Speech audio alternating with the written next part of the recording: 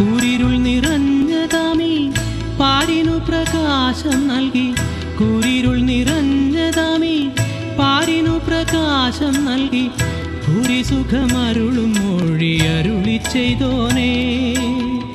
ഭൂരിസുഖമരുളും മൊഴി അരുളി ചെയ്തോനേ. അരുളി ചെയ്തോനേ ജീവവഴി തെളിച്ചോനേ. അരുളി ചെയ്തോനേ ജീവവഴി തെളിച്ചോനേ. ജീവനെനിക്കായി വെടിഞ്ഞ ദേവകുമാര. ജീവനെനിക്കായി വെടിഞ്ഞ ദേവകുമാര. ഇപ്പോൾ നാം ശ്രവിച്ചുകൊണ്ടിരിക്കുന്നത് മോർണിംഗ് വോയിസ് എന്ന ആത്മീയ ശുശ്രൂഷയാണ്. ഇന്ന് ആരാത്മകമായ ചിന്ത പങ്കുവയ്ക്കുന്നത് കർത്താവിൻ്റെ ദാസൻ സാം സക്കറിയ കൊട്ടാരക്കര. മോർണിംഗ് വോയിസിലൂടെ ദൈവജനം ശ്രദ്ധിക്കുന്ന ഏവർക്കും ക്രിസ്തുയേശുവിൽ സ്നേഹവന്ദനം. ദൈവം ഒരു കർത്തൃദിവസം കൂടെ നമുക്ക് ദാനമായി നൽകിയല്ലോ. ദൈവത്തിന് സ്തോത്രം. ഇന്നത്തെ ചിന്തയ്ക്ക് ആധാരമായി ആവർത്തന പുസ്തകം 27-ാം അധ്യായം 25-ാം വാക്യമാണ് തിരഞ്ഞെടുത്തിരിക്കുന്നത്. കുറ്റമില്ലാത്തവനെ കൊല്ലേണ്ടതിന് പ്രതിഫലം വാങ്ങുന്നവൻ ശപിക്കപ്പെട്ടവൻ. ജനമെല്ലാം ആമേൻ എന്ന് പറയണം. ശപിക്കപ്പെട്ടവരുടെ ഗണത്തിൽ ആരെല്ലാം ഉൾപ്പെടുമെന്ന് മോശ ഇസ്രായേൽ ജനത്തോട് പറയുന്ന ഭാഗമാണിത്. ദൈവകൽപ്പനകൾ ലംഘിക്കുന്നവരും അശുദ്ധ ജീവിതം നയിക്കുന്നവരും എല്ലാം ശപിക്കപ്പെട്ടവരാണ്. അതിൽ നിന്നെല്ലാം വ്യത്യസ്തമായ ഒരു കാര്യമാണ് ഇവിടെ രേഖപ്പെടുത്തിയിരിക്കുന്നത്. കുറ്റമില്ലാത്തവനെ കൊല്ലേണ്ടതിന് പ്രതിഫലം വാങ്ങുന്നവൻ ശപിക്കപ്പെട്ടവൻ. പെട്ടെന്ന് നമ്മുടെ ചിന്ത യേശുവിനെ ഒറ്റിക്കൊടുത്ത യൂദയിലേക്കാണ് പോകുന്നത്. യേശുവിൽ കുറ്റമില്ല എന്നറിഞ്ഞിട്ടും ദ്രവ്യാഗ്രഹം മൂത്ത യൂദ 30 വെള്ളിക്കാശിന് ഒറ്റിക്കൊടുത്തുവെങ്കിലും ആ പണം അവൻ അനുഭവിക്കുവാൻ കഴിഞ്ഞില്ല എന്ന് മാത്രമല്ല, അവൻ മനസ്സമാധാനം നഷ്ടപ്പെട്ടവനായി കെട്ടിഞ്ഞാന്ന് ചത്തു. തൂങ്ങി മരിക്കുന്നവൻ ദൈവസന്നിധിയിൽ ശാപഗ്രസ്തനാകുന്നുവെന്ന് തിരുവചനം പറയുന്നു. അങ്ങനെയെങ്കിൽ യൂദയ്ക്ക് ലഭിച്ചത് ശാപകരമായ മരണമാണ്. യേശു ക്രിസ്തുവിൽ യാതൊരു കുറ്റവുമില്ല എന്ന് തന്നെ വിസ്തരിച്ച കോടതികളെല്ലാം പറഞ്ഞുവെങ്കിലും യേശുവിൽ കുറ്റം ആരോപിച്ച് ക്രൂശിച്ചു കൊല്ലുകയാണ് ഉണ്ടായത്.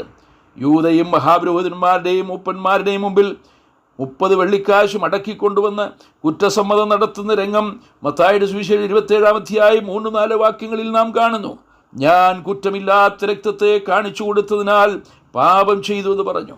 അവൻ പാപം ഏറ്റുപറഞ്ഞത് മഹാപുരോഹിതന്മാരുടെ മുമ്പിലാണ്.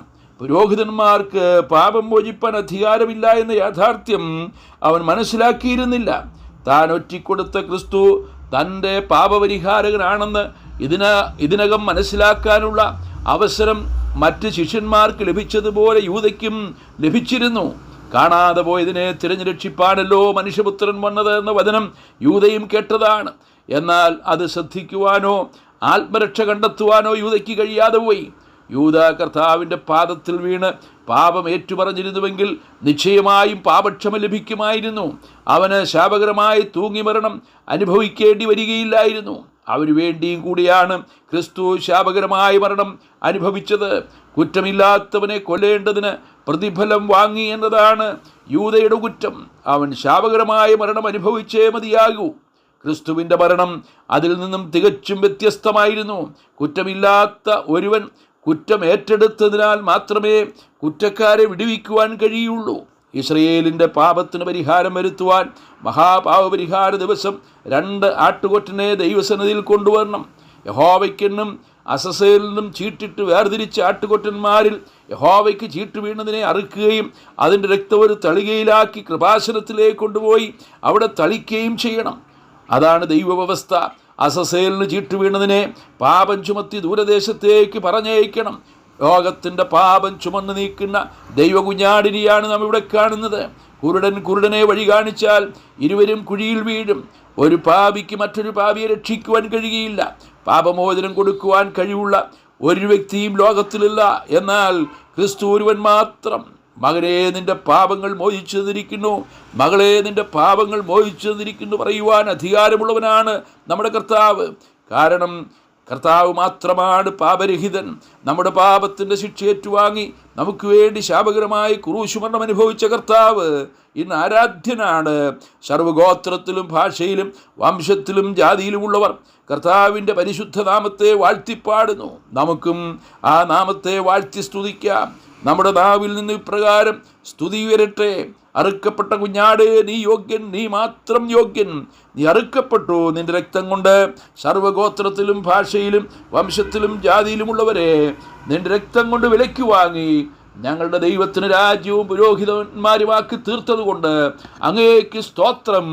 ശക്തി, ധനം, ജ്ഞാനം, ബലം, ബഹുമാനം, മഹത്വം, സ്തോത്രം എല്ലാം അങ്ങയുടെ തൃപ്പാദത്തിൽ അർപ്പിച്ച് ഞങ്ങളങ്ങേ ആരാധിക്കുന്നു. കർത്താവിൻ്റെ നാമം ഇന്നും എന്നേക്കും മഹത്വപ്പെടുമാറാകട്ടെ. സ്വർഗീയ പിതാവേ, ഞങ്ങൾ അങ്ങേക്ക് സ്തോത്രം ചെയ്യുന്നു. പാപികളും അശുദ്ധരുമായിരുന്നു ഞങ്ങളെ, ശാപഗ്രസ്തരായിരുന്നു ഞങ്ങളെ വീണ്ടെടുക്കുവാൻ, ഞങ്ങളുടെ ശാപം നീക്കുവാൻ, ഞങ്ങളുടെ മരണം നീക്കുവാൻ കർത്താവേ, അവിടുന്ന് ഞങ്ങൾക്ക് വേണ്ടി ശാപകരമായ മരണം അനുഭവിച്ചതുകൊണ്ട് ഞങ്ങളങ്ങേക്ക് സ്തോത്രം ചെയ്യുന്നു. യൂദാ തൻ്റെ പ്രവൃത്തി നിമിത്തം ശപിക്കപ്പെട്ടവനായി തീർന്നുവെങ്കിൽ കർത്താവേ, ഒരു പ്രവൃത്തി കൊണ്ടും ശാപം ഏറ്റുവാങ്ങാൻ ആവശ്യമില്ലാത്ത അങ്ങ് ഞങ്ങളുടെ കർത്താവ് ഞങ്ങളുടെ ശാപമെല്ലാം ഏറ്റെടുത്ത് ക്രൂശിൽ യാഗമായി തീർന്നതുകൊണ്ട് സ്തോത്രം. ഇന്ന് സകല മഹത്വത്തിന് യോഗ്യനായി, ആരാധനയ്ക്ക് യോഗ്യനായി അവിടുന്ന് മഹത്വത്തിൽ വാഴുന്നത് കൊണ്ട് സ്തോത്രം. സർവ്വമഹത്വം അങ്ങേ തൃപ്പാദത്തിൽ അർപ്പിക്കുന്നു. ക്രിസ്തുയേശുവിൻ്റെ ധന്യമായ നാമത്തിൽ തന്നെ. ആമേൻ.